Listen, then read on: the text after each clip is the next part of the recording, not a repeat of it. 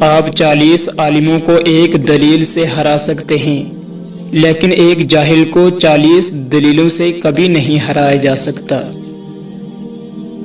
جس شخص کے لیے نور حق یعنی نور معرفت رہبر بن جاتا ہے، وہ سارے اسباب کا پابند نہیں رہتا۔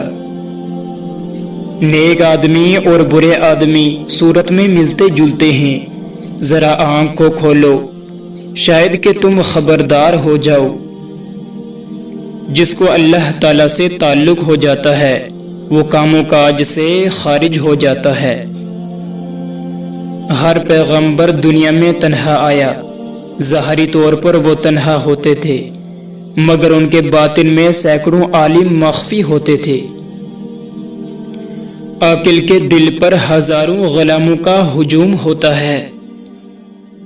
اگر تمہارے اندر عقل ناقص و خادم ہے تو دنیا میں کوئی مرشد کامل تلاش کرو۔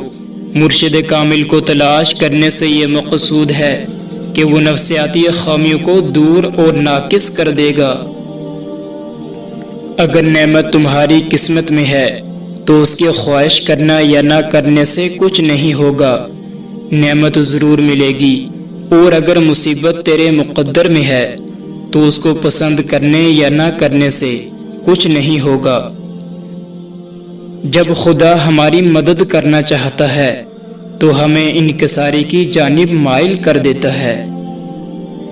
دل سے نکلنے والے الفاظ کی پرواز سننے والے کے دل تک ہوتی ہے، اور زبان سے ادا کیے گئے الفاظ کی پرواز کانوں کی سماعت سے آگے نہیں جا سکتی۔ خدا جسے چاہتا ہے سیدھی راہ پر چلانے کی ہدایت دیتا ہے۔ دنیا کے کاموں کو راس اور مال سمجھ کر اس سے دنیا کا نفع جانو۔ پہلے تو اپنے وقت کو آخرت کے حاصل کرنے میں خرچ کرو، پھر جو وقت فارغ ہو اسے دنیا حاصل کرنے کے کاموں میں لاؤ۔ تمہارے لیے ضروری ہے کہ رزق حلال کماؤ، اور جس چیز کے بارے میں شک ہو اس کے متعلق علم رکھنے والوں سے معلوم کرو۔